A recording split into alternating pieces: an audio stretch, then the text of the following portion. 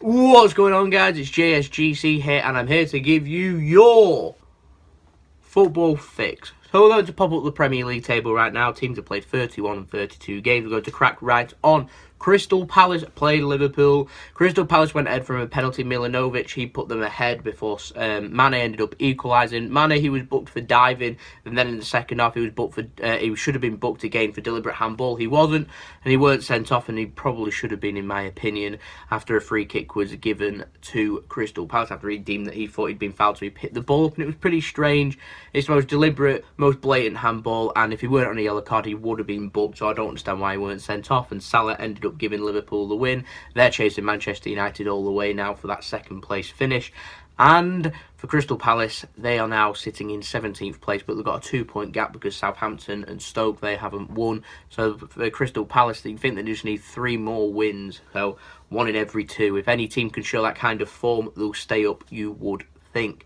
Now to the 3 o'clock kickoff, Brighton, they played Leicester. That finished 2-0 after a couple of late goals for Leicester. A good win for Leicester, and they are chasing Burnley in 7th place. That will probably be a European place, you would think now. So for Leicester and Burnley, they're dogging it out, you would think. Can Everton get in there? I'm not too sure. I'm not too sure if they've got the form to be able to do that, but I think Burnley or Leicester will end up getting it, and it'd be lovely if Burnley could get it because they've never had it. But Leicester, another good win for them. For Brighton, they're you'd think they could mean a couple more wins. I don't think they're in danger. Not yet anyway. That could change within a couple of games' time. We'd have to wait and see. Into the next match, Manchester United faced Swansea. This was a very straightforward game. Swansea, they're still not safe yet, but they're not in the bottom 3, so they've still got a little bit of a distance between them and the bottom 3. Manchester United, another 3 points, but they've got a big mammoth task now of trying to avoid defeat against Man City and end up being in that embarrassing situation where Man City win the title against them at the Etihad Stadium. They've got it all to do, but a good, solid, comfortable 2-0 win for Manchester United.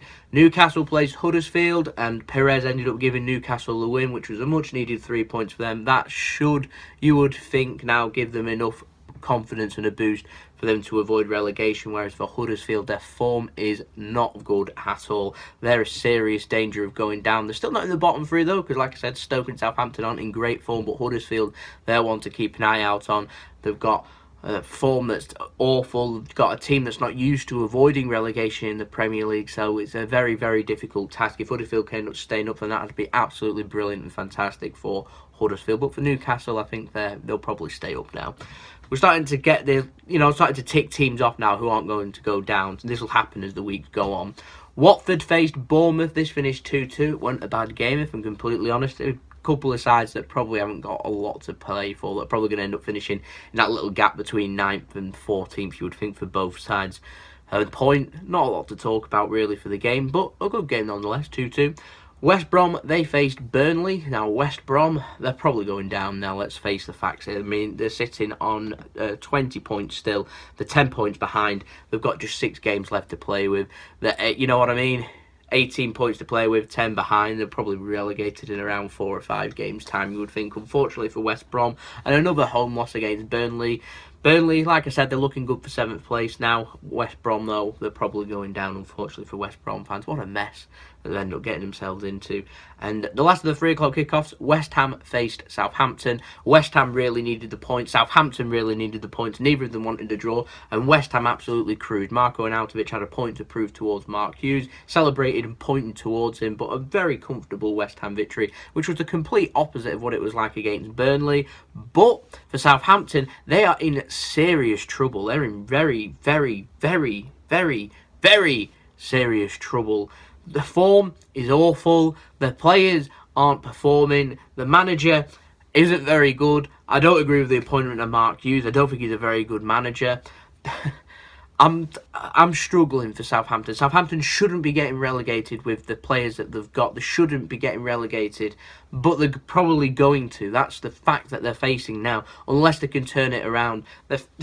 They're in serious trouble for Southampton. This result, I can't explain how much of a bad result this is. West Ham's form before this game was terrible. West Ham haven't played particularly well. They're not a very good side this season, and Southampton have been outclassed by them. The atmosphere was electric for West Ham. They were fantastic in this game. Southampton, the heart and desire, I felt like it weren't there. It was poor. It was so poor. they have got to pull their fingers out their asses if they're going to stay up. You really, really need to be performing better. And the last game of Saturday, Everton faced Manchester City. Man City raced into a 3-0 lead. The game was done. Second half, Man City looked like they couldn't. They knew the 3 points were there. They couldn't really be bothered. Balassi ended up pulling back a goal for Everton. But it now means that Man City just have to beat Manchester United to win the Premier League title. And then you'd think from there that probably the top of the table is near enough signed, sealed and delivered. Everton, though, they're just nothing. They're not doing anything this season. You know, is that good enough for Everton? I don't think so. I'd be surprised if Sam Allardyce ends up keeping his job. I really would. But that moves us nicely on to the Sunday's matches. Arsenal beat Stoke 3-0, 3 late goals, 75th, 88th and 89th minute. I think it was a couple of penalties. For some reason, Aubameyang, who was on a hat-trick, didn't take the penalty that was made it 3-0. Instead, Lacazette took it. That was pretty strange in my opinion, but a win's a win for Arsenal. I mean, obviously they're not going to make the top 4. They'll probably just be looking for a run of form, which will see them nicely fit into their agenda to try and win the Europa League, which is obviously what it's all about for them. CSKA Moscow comes for them this week. And for Stoke, they're in trouble too. Again, their run of form's poor. Paul Lambert, this little honeymoon period that they've had with him being appointed, it's over. They're fighting, dogging for their lives. They played well in this game, in my opinion. They was unlucky, but once the first goal went in, things just started escalating out of control. And all of a sudden, a 3-0 loss, which isn't good for Stoke. So Stoke, again, they're like Southampton. They've got the players there that can keep them up. They just need to pull their fingers out their asses. If they don't, they'll go down just like Southampton. When I'm seeing teams like Huddersfield dogging for the lives, Crystal Palace, Swansea, they're doing it. They've not, in my opinion, got the players that Stoke and Southampton have got. Players like Jacquerie, players like Joe Allen and that for Stoke, and players for Southampton. They've got players like Dusan Tadic, Gabbiadini. These are international football players that you'd expect to have enough quality for them to be able to perform on a consistent basis, and it's just not happening for them. And if that doesn't happen between now and the next 3 or 4 games, all of a sudden they'll be in a doomed situation. So that's not a good situation for them, but it's good for the teams above them. Football for you. And the last game, Chelsea played Tottenham. Chelsea went ahead. They had this hoodoo which had been going on for 28 years where they've never lost to Tottenham at Stamford Bridge. That ended. Chelsea now, they're 8 points behind. I don't see them finishing the top 4, just like I don't see Arsenal there. I think this top 4 sealed. I think Tottenham will end up finishing 4th and they'll go into a qualifier. It's all about if Arsenal can win the Europa League. For Chelsea, it's just such a poor result. But Tottenham played really well. The ball from Eric Dyer to Dele Alli. Dele Alli's control was absolutely fantastic. Go and check that goal out. It was superb. But all the talking points are about Christian Eriksen's worldie. Absolutely majestic. Go and check that out on YouTube too. It was absolutely sublime. Fantastic win for Tottenham. Like I said, that near enough seals Champions League football for them in their new stadium at New White Hart Lane next season. For Chelsea, though, they've got a lot to think about. Will Conte keep his job? I don't think he'll be at Chelsea next season. I just don't think he'll be sacked. I think he'll just leave. Who Chelsea will appoint, I really do not know. So if you are interested in that, leave that in the comments below. Let me know what you also thought of all of this week in football that's happened in the Premier League. Let me know what you think of the Football Fix.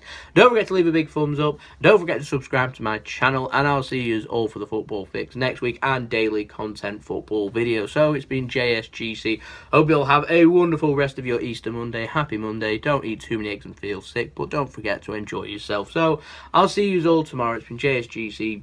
Peace. Ciao for now. I was going to put the polls into this video, however, not a lot of people have been participating in them. I've been leaving them on my Twitter, links to them there in the description below.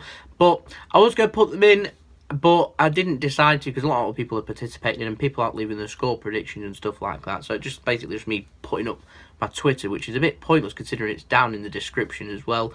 So if you want to see the polls next week, then just leave that in the comments and I'll go back to it and I'll put the polls onto my Twitter if you want to participate in them.